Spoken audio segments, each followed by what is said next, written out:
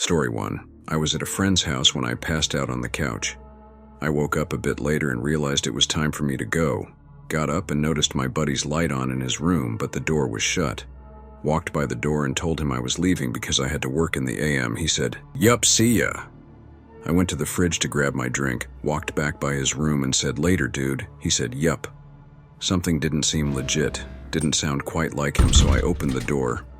No one was there, no one in the house. I went outside and his truck was gone. I freaked the fuck out. Called his cell and he had left to go to McDonald's 15 minutes prior. I bolted outside and waited for him to get home. He told me the kid that used to live there years ago hung himself in the attic, and ever since he lived there, he has noticed strange things and voices. This was confirmed by the neighbor, the kid's older brother.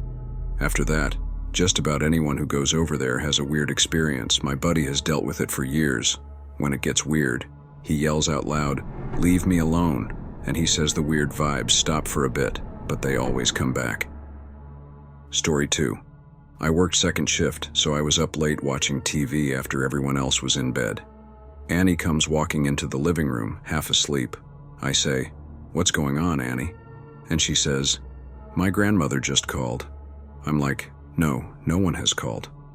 She insists that she just talked to her grandmother and that her grandmother called to tell her goodbye, and now she wants to call her family to check on her. Nonsense, I say. It was just a dream. Don't bother your family in the middle of the night. Go back to bed and call them in the morning. And she goes back to bed. About an hour later, I'm just getting into bed when the phone rings. No shit. And it's her family calling to tell her that her grandmother died about an hour ago. The grandmother was old, but not sick or on death's bed or anything. Annie did not remember any of this the next day, and we never spoke of it. I thought about this for years and struggled with labeling it a ghost story or just an eerie coincidence. My skeptical and logical tendencies decided to label it a coincidence. The only times I have retold this story have been to people who do not know Annie, in situations where everyone is telling their ghost stories. Then, about a decade later, Annie died unexpectedly. I went to her funeral and her brother delivered a eulogy. In it, he tells this story. When Annie was about 4, her great-grandmother died. All the family was gathered in the house and someone noticed that little Annie had disappeared. After a brief search, they found her in a bedroom, rolling on the floor, laughing. "What on earth are you laughing about, Annie?" And little Annie replies, "Great-grandma was tickling me. She came to tell me goodbye." I don't know what to think of it, but sure had me question a lot of things which I never bothered to think before. Story 3. Many years ago, as a 14-year-old staying overnight at a friend's house with 3 other friends of similar ages.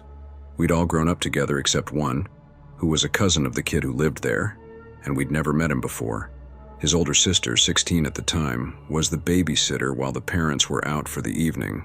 She decides to unearth an Ouija board from a cupboard somewhere and thinks it'll be a laugh to scare us shitless. This was back in the days when you could buy Ouija boards as a board game from your local toy store. So we all gather around and she starts with a kind of yes-no lie detector, directing questions to each of us in turn. Cue nervous giggles, but also a feeling of unease as we all began to feel like this was awesomely amazing, like some kind of secret that we'd all been unaware of before.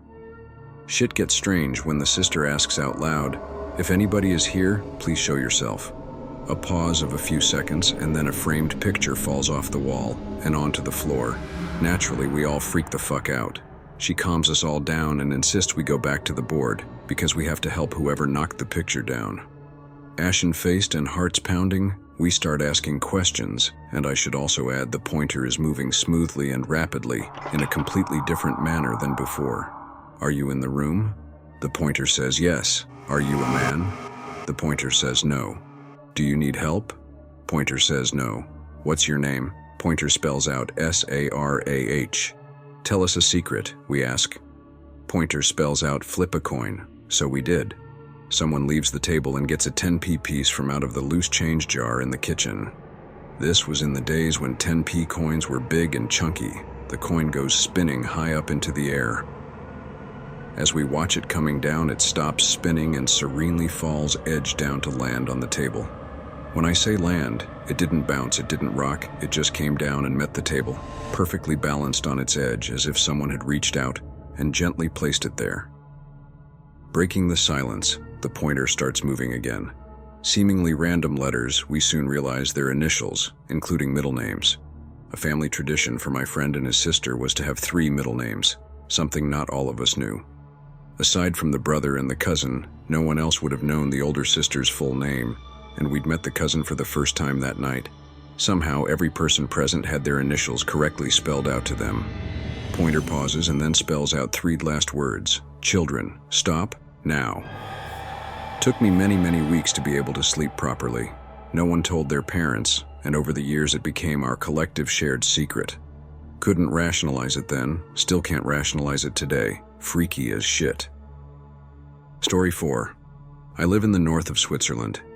We have a lot of old military bunkers from the Second World War.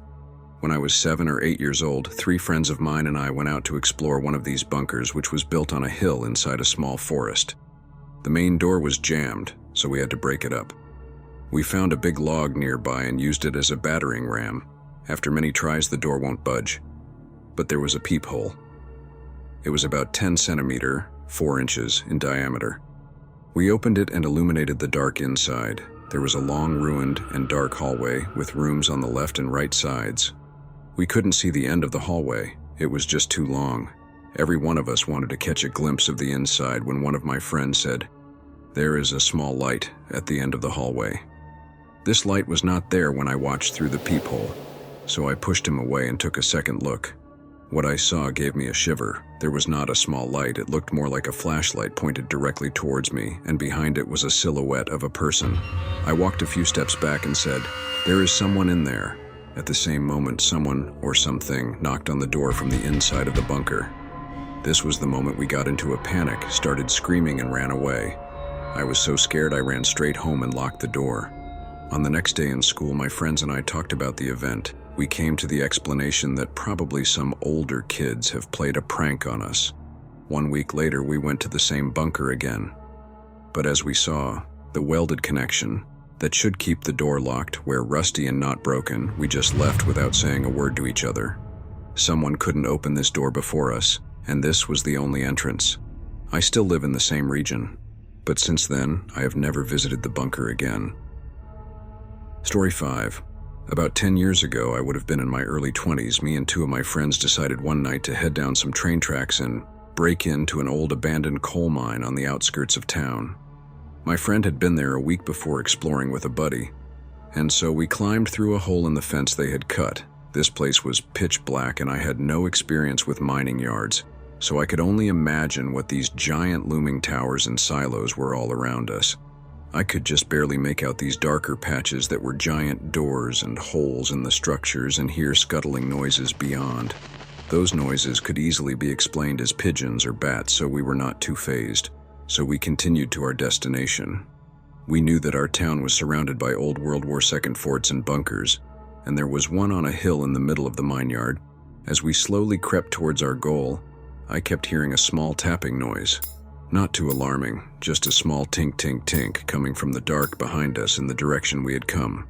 We make it to the base of the hill that holds the bunker and find some way to sneak around the only pole light in the yard and up the hill. The whole time we hear the soft tink tink tink behind us. Having made it up the hill and faced with the option to head into the bunker, us brave men decide to pass. Little too creepy for us with no lights to find our way in or out. Instead, we decided to head around back, and this is where things get interesting. We find ourselves standing around a hole with a ladder leading down into a lower level of the bunker, with that relentless tink tink tink coming from somewhere out in the shadows. Now on 2 sides of us are the steep drop-off of the hill. On the other 2 sides are the walls of the bunker. We were boxed in on all sides with only a small path leading out and with the hole and ladder in ground at our feet. So we decide this is as good a place as any to light our joint, and so I break it out. With my back to the drop-off of the hill a few feet behind me and the hole directly at my feet, I try. Well, I'm on top of a hill without much cover from the wind and having a difficult time getting the joint lit, and I'm growing frustrated.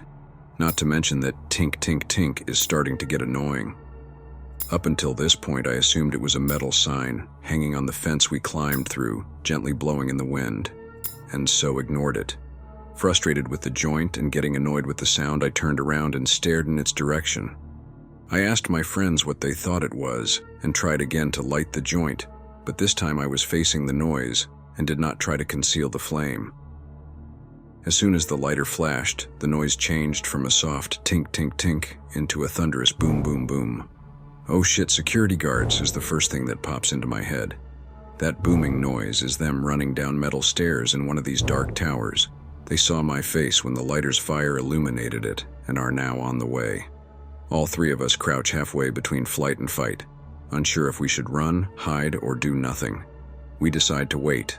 It's too dark for them to find us easily, and they're so loud that we'll hear them the minute they get close. A boom, boom, boom. The noise just won't stop, and I swear it's getting louder. How long are those stairs, I think? This is weird. And I swear I hear movement in the grass in the darkness at the bottom of the hill. We all agreed it was probably just the wind in the grass, but decide it was time to sneak our way back out of this place. Slowly crouching through the dark, we move through the mining yard towards the exit when we run into a problem. Whatever is making that noise is in between us and the exit. We squat down the middle of an open gravel road to try to figure out our next move, safe in the thought it was just too dark for anybody to see us sitting there in the dirt. But just to be sure, we picked a spot that placed a large chain link fence between us and that god-awful boom boom boom of the charging security guards. Now at this point I decided to upgrade the guards to cops in my mind and was becoming a bit antsy, but we decided to wait them out. I guess at this point we all realized that none of this is making any sense and those guards or cops should have reached the bottom of those stairs by now. That's when things got weirder, with the boom boom boom in front of us and nothing to do but wait. If we want to use our only known exit, we start to hear something else. In the dark all around us, but somewhere close and on the same gravel we are crouching on.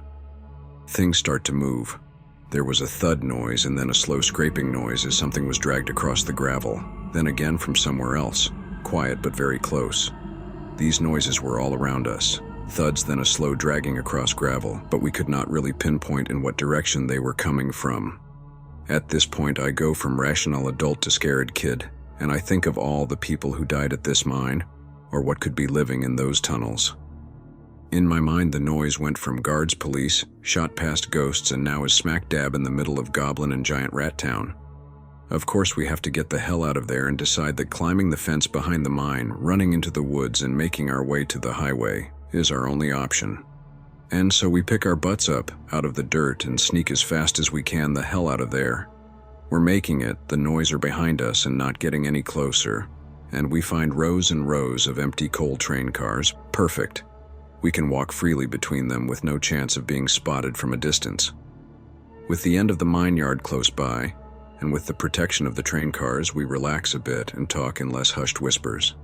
I guess that was a mistake. A few seconds after entering the rows of train cars, the first car exploded in noise. Boom. Whatever was making that booming noise was right behind us, only feet away. I have never in my life, nor will I ever, I'm sure, move so swiftly again. The hundreds of feet between me and the fence to the outside world flew by, and I still do not understand how I got over the 10-foot fence so easily. I just remember leaping off it into the dark. We make it to the road and head back to town. The road bends around the mine, and we can still hear that relentless boom, boom, boom of something smashing that train. My friends get too uncomfortable talking about it and seem happy to forget anything weird ever happened, but my curiosity drives me nuts, and I've gone back a few times over the years. Nothing out of the ordinary happened, and the last time I went by myself and everything was torn down and taken away.